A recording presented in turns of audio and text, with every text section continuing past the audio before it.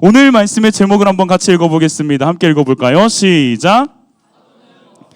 파도는 멈추지 않는다. 우리 자리에서 일어나서 말씀 마가복음 4장 35절에서 41절까지 말씀을 읽어볼 텐데, 우리 여학생들이 35절, 남학생들이 36절, 마지막 41절은 함께 읽도록 하겠습니다. 우리 좀 피곤한 때가 되다 보니 여학생들부터 먼저 큰 소리를 읽어볼게요. 시작.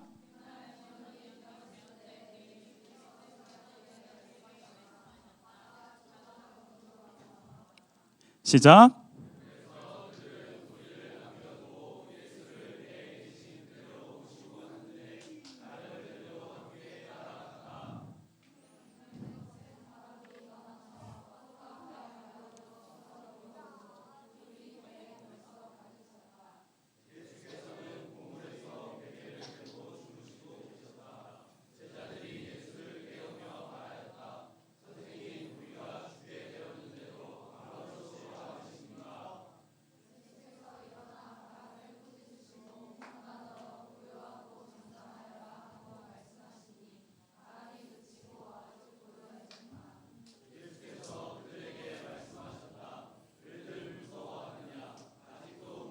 함께 읽습니다. 시작.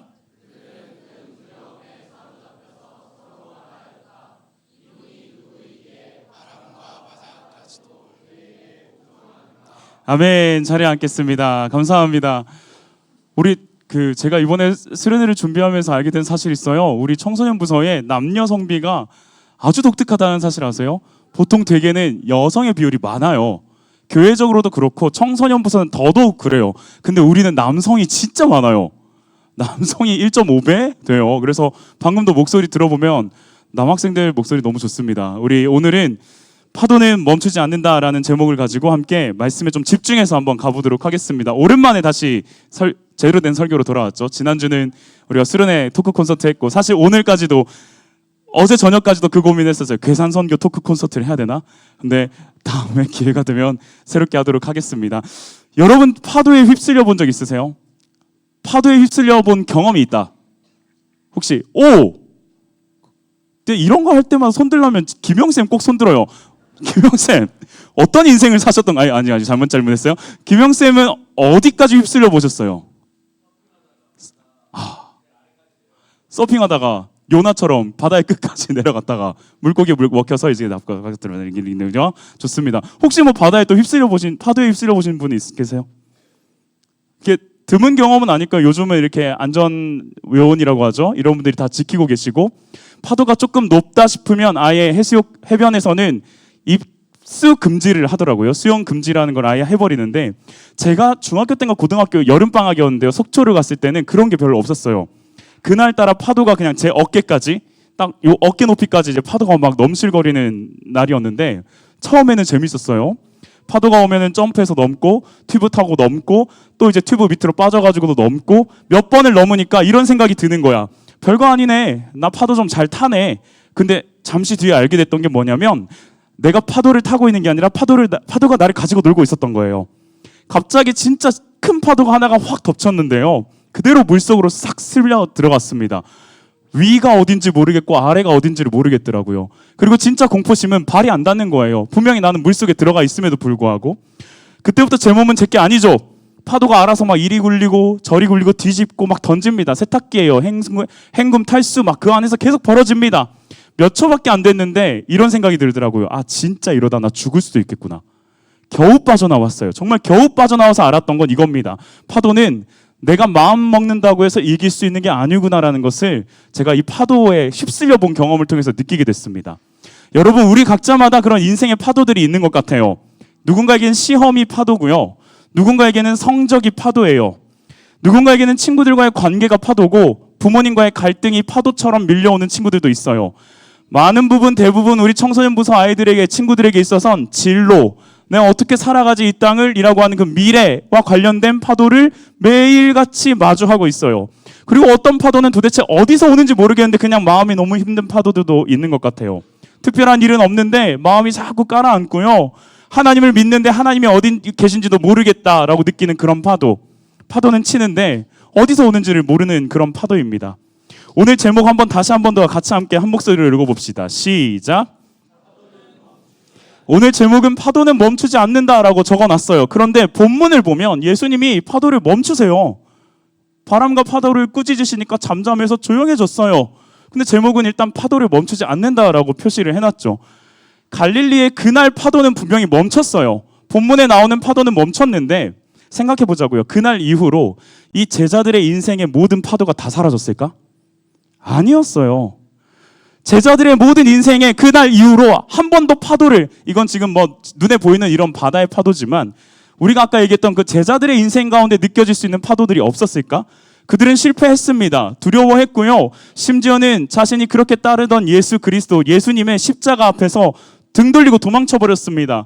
복음을 전하다가 수많은 어려움들도 만났던 게 제자들입니다. 예수님은 제자들한테 파도 없는 인생을 건네주신 게 아니더라고요. 대신에 그 파도 속에서 꼭 알아야 할 한 가지를 보여주셨어요. 그게 뭐냐면 그 파도 속에 있을 때 배 안에 누가 함께 계시는가라는 걸 예수님께서 보여주시더라고요. 우리는 지난 몇 주 동안 특별한 여름을 보냈죠. 수련회에 함께 가서 말씀 듣고 찬양하고 기도했습니다. 하나님께서 니느웨도 요나도 그리고 우리도 얼마나 아끼시는지를 우리가 함께 살펴봤습니다. 그리고 우리 가운데 61명은 어제까지 괴산 국내 선교를 갔다 왔습니다. 자, 이제 다 끝났습니다. 이제 어디로 가야 될까요? 집으로 가죠. 학교로 가야 됩니다.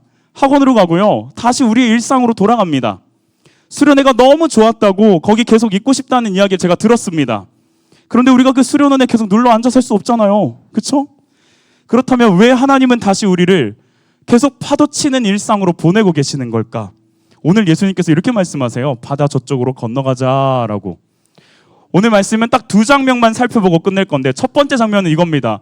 제자들이 이 말씀 듣고 바다 건너편으로 건너가다가 거친 파도를 만나는 첫 번째 장면, 그리고 두 번째 장면은 그 배 안에서 예수 그리스도를 만나는 두 번째 장면입니다. 자, 첫 번째 장면, 거친 파도를 만나다. 35절에 예수님이 먼저 말씀하세요. 빨간색 글자 여러분 읽어주세요. 시작.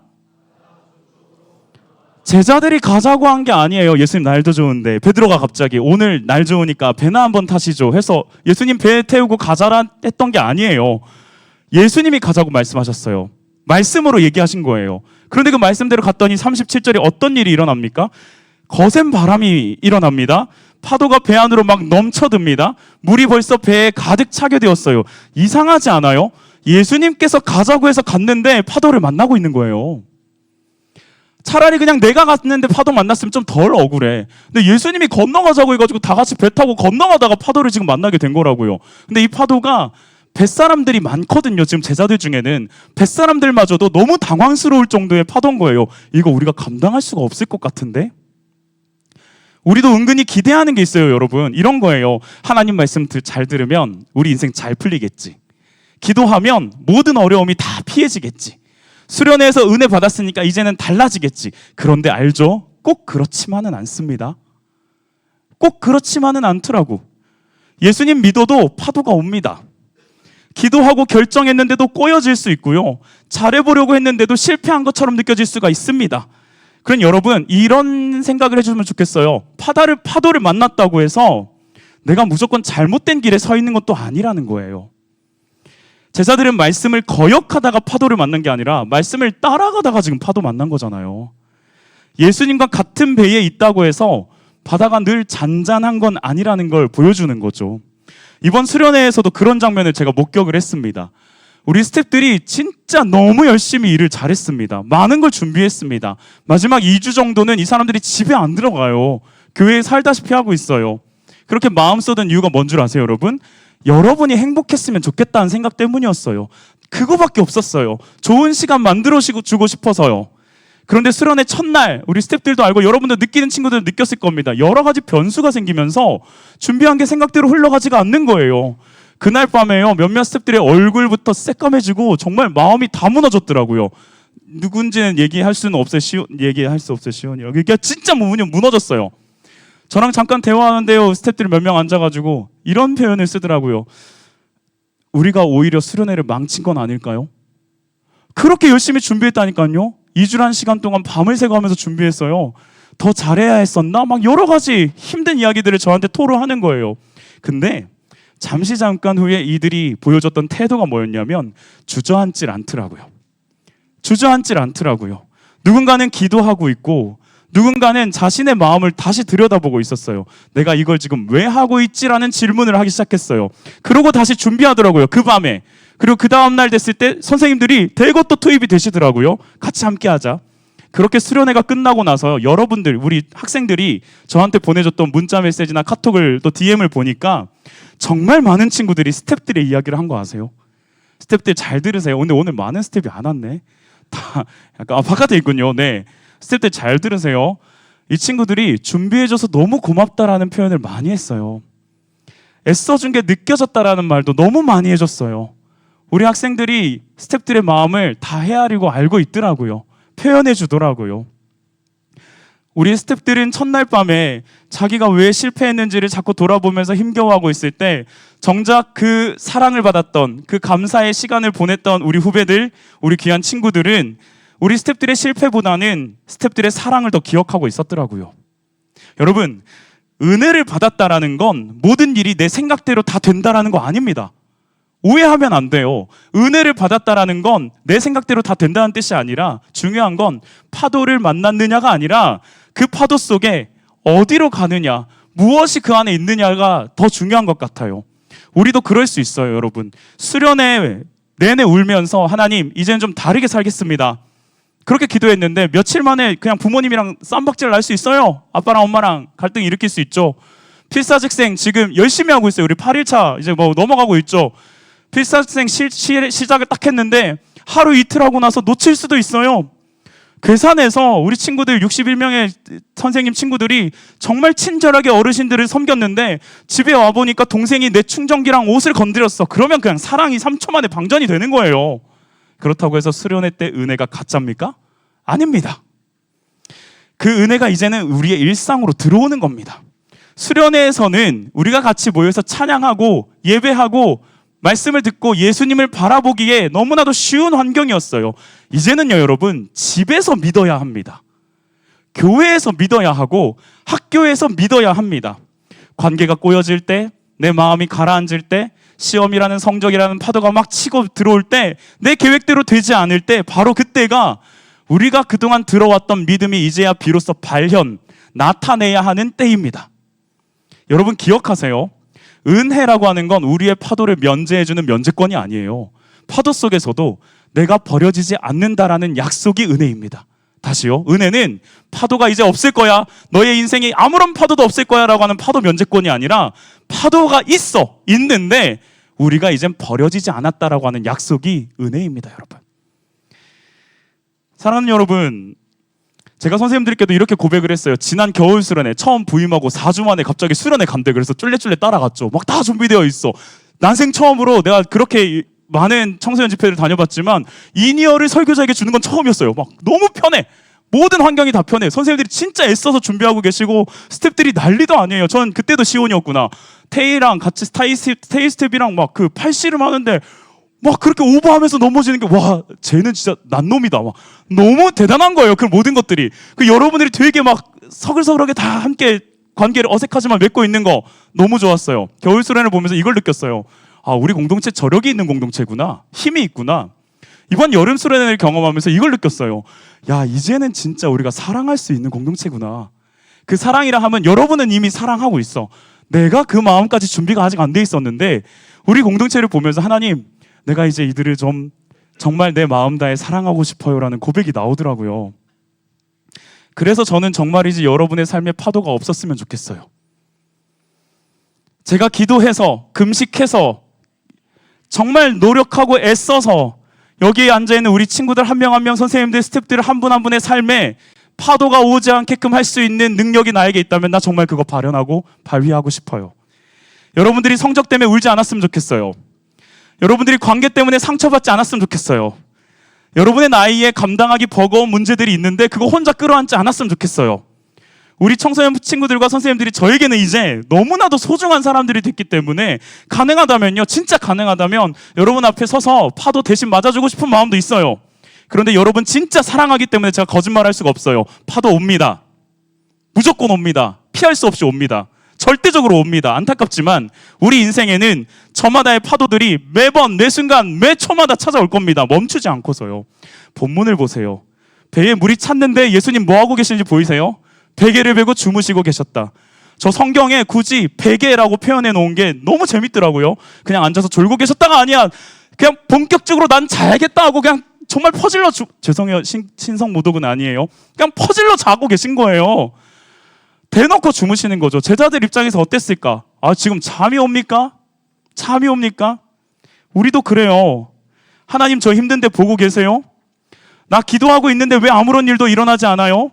어떨 때는 파도가 치는 것보다 하나님이 침묵하실 때가 더 무서울 때가 있는 거 아세요, 여러분? 그런데 한 가지 분명합니다. 물은 들어오고 있었지만 예수님은 그 배 안에 계시거든요. 잠든 예수님이 떠난 예수님이 아니에요. 잠들고 계신 거예요.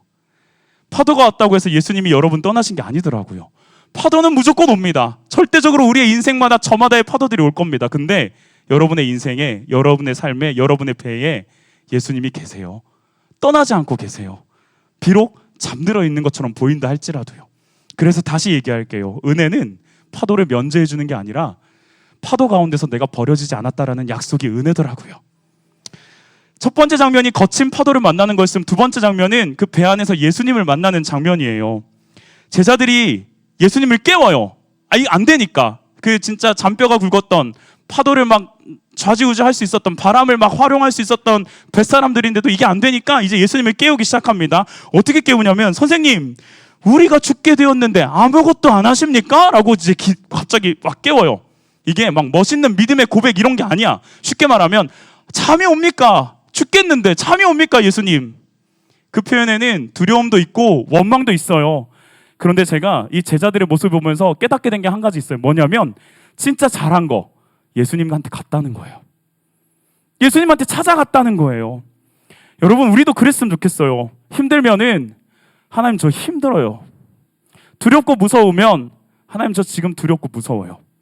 이해가 잘 안 되면 하나님 왜 이런 상황이 내 삶에 펼쳐졌는지 잘 모르겠어요. 그 말을 가지고 예수님께 나아가는 게 기도거든요. 오늘도 이제 어른 예배 때 목사님께서 교수님이 딱 이 표현 쓰셨어요. 척하지 말라고. 프리텐딩 하지 말래요. 아무렇지도 않은 척, 괜찮은 척 할 필요 없어요, 여러분. 믿음은 두려움이 없는 상태가 아니라 두려움을 들고 예수님께로 나아가는 게 믿음의 시작이에요. 믿음은 두려움이 아예 없는 게 아니라 두려운데도 예수님께로 나아가는 그 발걸음이 믿음의 시작이더라고요, 여러분. 예수님께서 어떤 모습 보여주시는지 우리 성경에서 읽어봤죠. 일어나가지고 바람을 꾸짖으시고 바다더러 고요하고 잠잠하라 라고 말씀을 하세요. 그렇게 갑자기 바람이 그치고 파도가 고요해졌습니다. 그리고는 제자들한테 질문을 하시죠. 질문, 빨간 글자 여러분 한번 읽어주세요. 자, 화면을 보고 시작. 왜 무서워하니? 아직도 믿음이 없니? 여러분 이게 그냥 예수님이 이 정도 파도 가지고 쫄고 쫄? 이거 아니에요. 제자들한테 왜 이 정도 파도 가지고 두려워해? 너 이 정도밖에 안 되냐? 이렇게 핀잔을 주거나 책망을 하는 게 아니라 이런 거예요. 얘들아, 내가 성부 하나님과 함께 이 세상을 만들었어.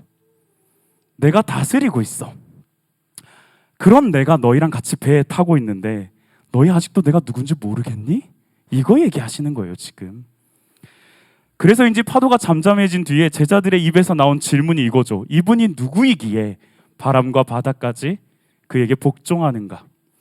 이게 사실 본문의 핵심이에요.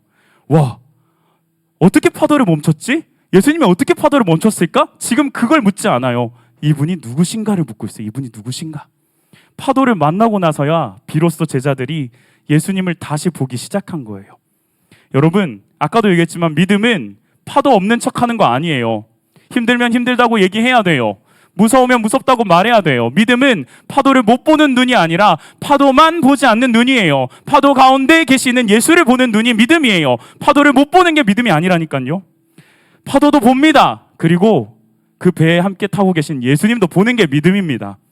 내 상황이 얼마나 크고 두려운지 알고 있지만 거기서 끝나지 않고 그 상황보다 크신 예수님을 함께 바라보는 게 믿음입니다. 저는요, 이번에 계산선교에서 이 부분을 아주 크게 경험한 사례가 하나 있었어요. 그 순간을 여러분들한테 소개해주고 싶어요. 금요일 오후였는데요. 마을 잔치를 준비를 했습니다. 음식을요. 제가 지금까지 가봤던 국내 선교 중에 가장 화려한 음식을 만들었어요. 그냥 업체 왔어요.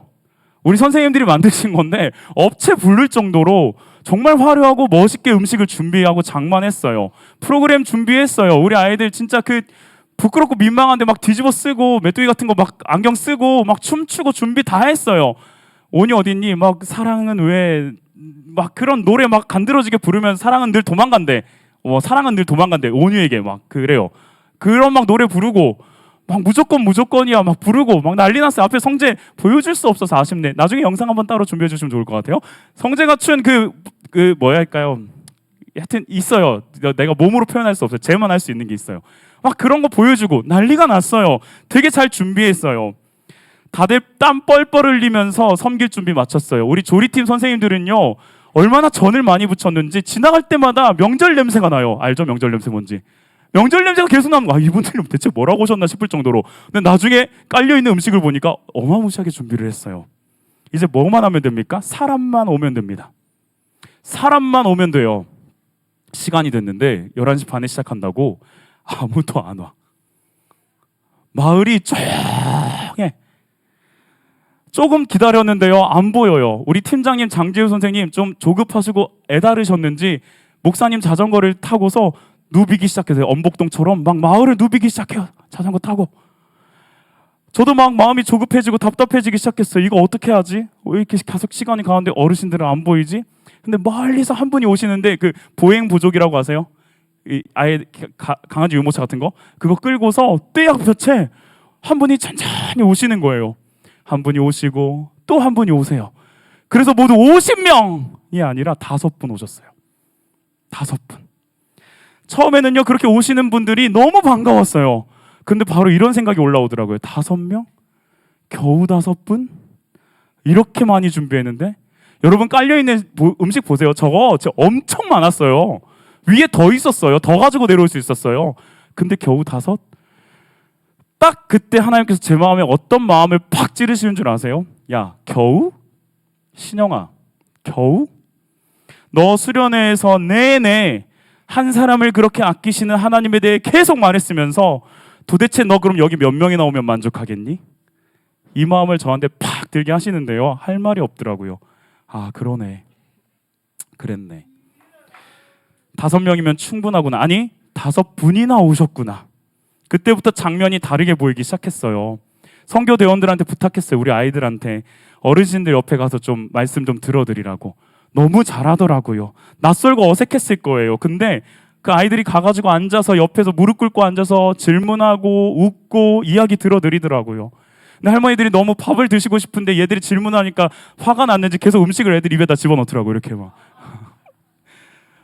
그 모습 보는데 마음이 너무 뭉클해졌어요. 여러분, 상황은 그대로였어요. 5분이 갑자기 50명이 되지 않았어요.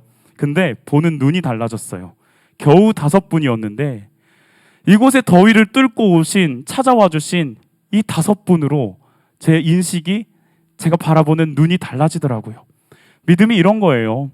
언제나 상황의 숫자를 바꾸는 게 믿음이 아니라 똑같은 상황인데 예수님의 마음으로 다시 바라보는 게 믿음이더라고요. 여러분, 파도가 멈추지 않아도 믿음이 달라질 수 있어요. 상황이 그대로더라도 그 상황을 바라보는 눈이 달라질 수가 있어요. 수련회에서 우리 계속 얘기했어요. 체리쉬라고. 하나님이 아끼시는 것을 우리도 소중하게 여기자. 하나님은 우리가 세는 그 카운팅하는 숫자 너머에 계시는 한 사람을 보고 있었어요. 우리의 믿음이 숫자나 상황이 아니라 그 너머에 하나님을 바라보게 되기를 간절히 소망합니다. 마지막입니다, 여러분. 제자들이 예수님께 했던 말을 한번 생각해보고 우리 말씀 맺어봅시다. 제자들이 이렇게 얘기했어요. 한번 읽어줄래요? 선생님부터 시작.